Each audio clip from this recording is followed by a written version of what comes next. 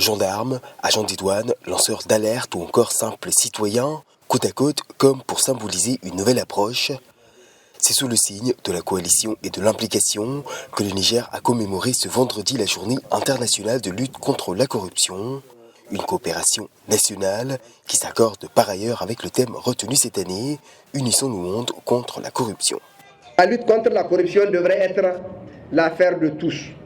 Au vu de ses effets dévastateurs, les pouvoirs publics, le secteur privé, les organisations non gouvernementales, les médias et les citoyens en général doivent conjuguer leurs efforts pour davantage lutter contre cette forme de criminalité.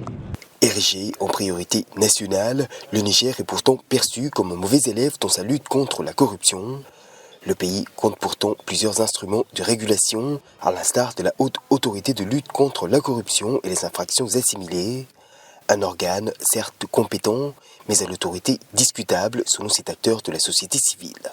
Quand il y a plusieurs dossiers que la HCA a menés, mais ces dossiers-là, au niveau de la présidence, parce que la HCA est rattachée à la présidence, au niveau de la présidence, on trie ces dossiers-là. Ça veut dire qu'il n'y a pas réellement cette séparation de pouvoir où la justice pouvait faire réellement son travail pour empêcher à ce que cette corruption puisse continuer à exister chez nous. Un cadre juridique inadéquat qu'on n'a d'ailleurs pas manqué de souligner cette année encore, les acteurs impliqués dans la prévention et la lutte contre la corruption et les infractions assimilées.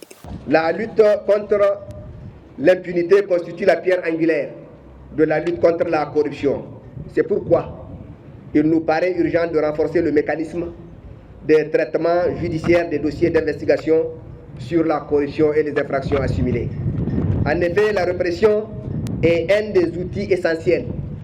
A noter que Transparency International place le Niger 124e sur 180 pays dans l'indice de perception de la corruption. Selon l'ONG, le fléau y serait même endémique depuis une dizaine d'années et la lutte sans progrès notable.